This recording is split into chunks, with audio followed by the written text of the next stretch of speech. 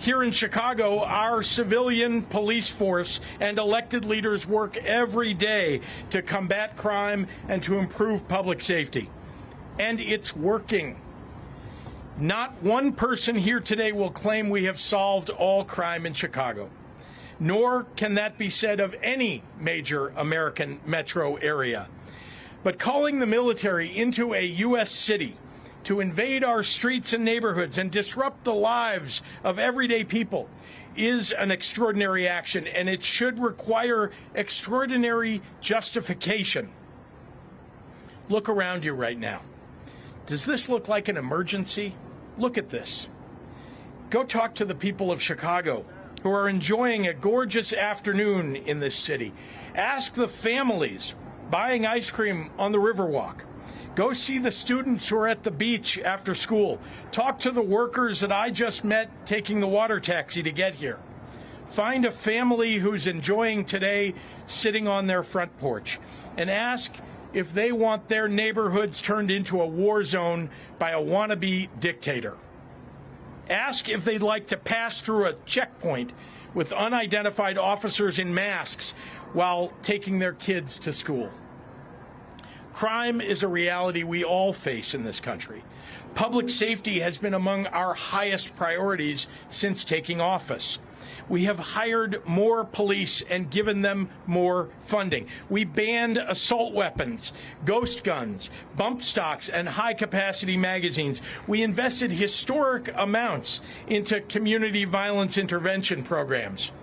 We listened to our local communities, to the people who live and work in the places that are most affected by crime, and asked them what they needed to help make their neighborhoods safer. Those strategies have been working. Crime is dropping in Chicago.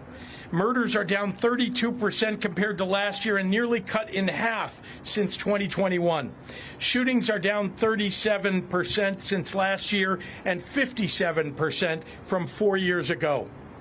Robberies are down 34% year over year. Burglaries down 21%. Motor vehicle thefts down 26%. So in case there was any doubt as to the motivation behind Trump's military occupations, take note. 13 of the top 20 cities in homicide rate have Republican governors. None of these cities is Chicago. 8 of the top 10 states with the highest homicide rates are led by Republicans. None of those states is Illinois.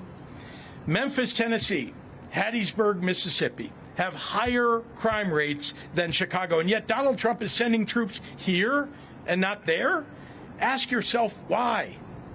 If Donald Trump was actually serious about fighting crime in cities like Chicago, he, along with his congressional Republicans, would not be cutting over $800 million in public safety and crime prevention grants nationally, including cutting $158 million in funding to Illinois for violence prevention programs that deploy trained outreach workers to de-escalate conflict on our streets.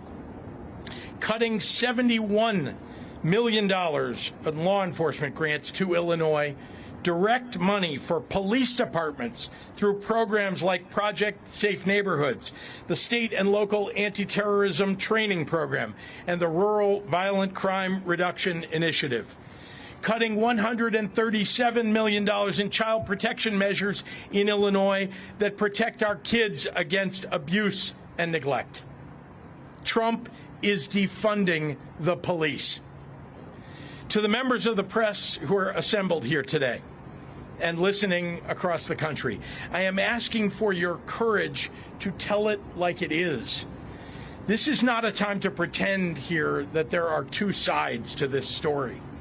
This is not a time to fall back into the reflexive crouch that I so often see, where the authoritarian creep by this administration is ignored in favor of some horse race piece on who will be helped politically by the president's actions. Donald Trump wants to use the military to occupy a U.S. city, punish his dissidents, and score political points. If this were happening in any other country, we would have no trouble calling it what it is: a dangerous power grab. Look at the people assembled before you today, behind me. This is a full cross-section of Chicago's leaders from the business world, the faith community, law enforcement, education, community organizations, and more. We sometimes disagree on how to effectively solve the many challenges that our state and our city face on a daily basis. But today we are standing here united, in public, in front of the cameras, unafraid to tell the president that his proposed actions will make our jobs harder and the lives of our residents worse.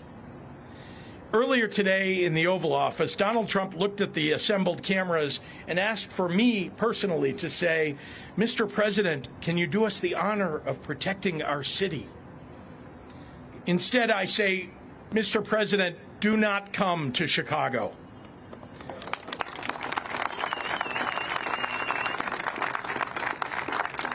You are neither wanted here nor needed here.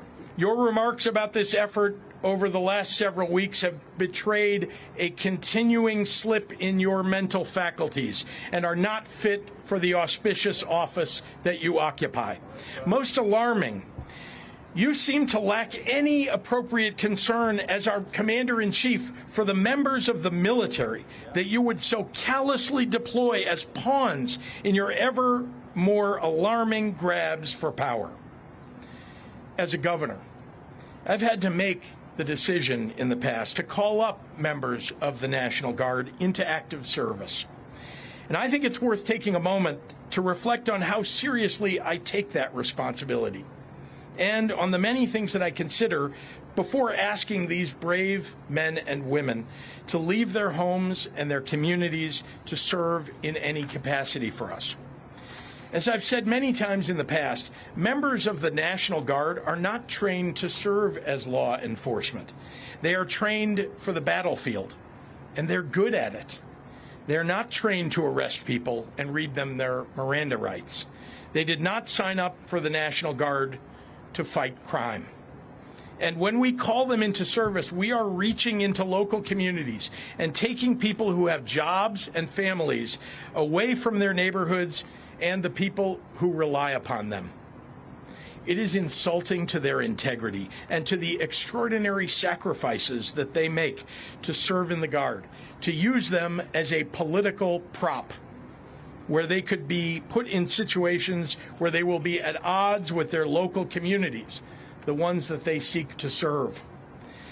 I know Donald Trump doesn't care about the well-being of the members of our military, but I do. And so do all the people standing here. So let me speak to all Illinoisans and to all Chicagoans right now. Hopefully the president will reconsider this dangerous and misguided encroachment upon our state and our city's sovereignty. Hopefully rational voices, if there are any left inside the White House or the Pentagon, will prevail in the coming days. If not, we are going to face an unprecedented and difficult time ahead. But I know you, Chicago, and I know you are up to it. When you protest, do it peacefully. Be sure to continue Chicago's long tradition of nonviolent resistance. Remember that the members of the military and the National Guard who will be asked to walk these streets are, for the most part, here unwillingly. And remember that they can be court-martialed and their lives ruined if they resist deployment. Look to the members of the faith community standing behind me today for guidance on how to mobilize. To my fellow governors across the nation who would consider pulling your National Guards from their duties at home to come into my state against the wishes of its elected representatives and its people, you would be failing your constituents and your country. Cooperation and coordination between our states is vital to the fabric of our nation, and it benefits us all. Any action undercutting that and violating the sacred sovereignty of our state to cater to the ego of a dictator will be responded to. The state of Illinois is ready to stand against this military deployment with every peaceful tool we have. We will see the Trump administration in court. We will use every lever at our disposal to protect the people of Illinois and their rights. Finally, to the Trump administration officials who are complicit in this scheme, to the public servants who have forsaken their oath to the Constitution to serve the petty whims of an arrogant little man, to any federal official who would come to Chicago and try to incite my people into violence as a pretext for something darker and more dangerous, we are watching, and we are taking names. This country has survived darker periods than the one that we're going through right now, and eventually the pendulum will swing back, maybe even next year. Donald Trump has already shown himself to have little regard for the many acolytes that he has encouraged to commit crimes on his behalf.